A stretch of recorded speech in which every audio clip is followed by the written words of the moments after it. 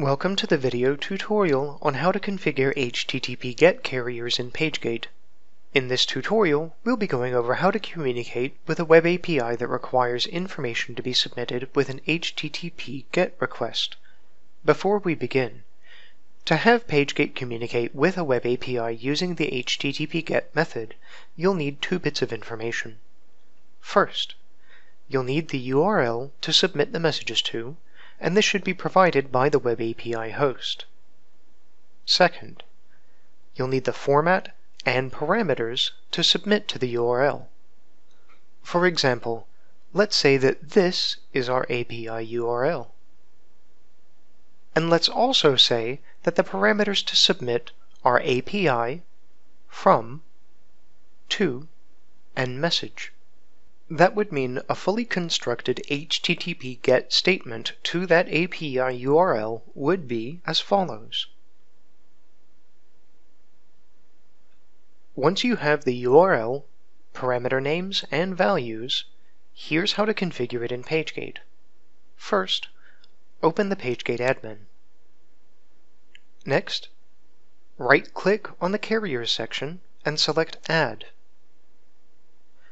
Give the carrier a name.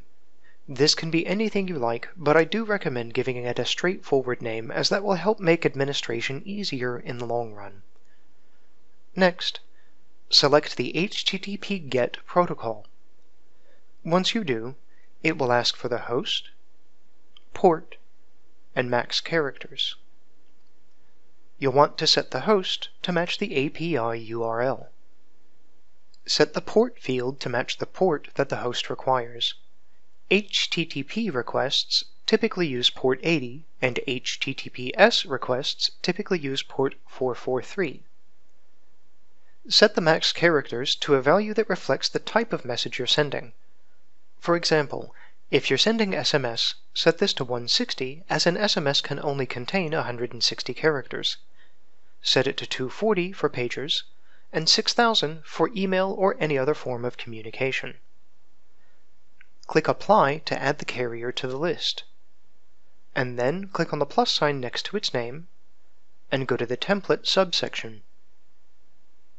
Here in the template, we're going to tell PageGate what parameters to submit to the URL, and we're going to tell PageGate what data value each parameter needs. To declare a parameter name and value, you'll use this format. The vertical bars shown here are called pipe symbols and are made by pressing Shift and backslash on most keyboards. So to use our earlier example, let's say that there are 4 parameters to configure: API, from, to, and message. API should be set to a static value of SMS, so we'll add this line to the template. Next, we want to say that the from variable needs to have PageGate's sender variable inserted. Next, we want to say that the to variable needs to have PageGate's recipient ID variable inserted. And finally, we want to say that the message variable needs to have PageGate's message variable inserted. The complete text section of the carrier's template should look like this. When finished, click Apply. So now we've taken this and broken it down into its 2 parts, the URL and the parameter names and values, and configured PageGate to submit this information to the web API. This concludes the tutorial on how to configure HTTP GET carriers in PageGate to communicate with a web API. For more information, including how to configure HTTP POST carriers, please visit our website, www.notepage.net.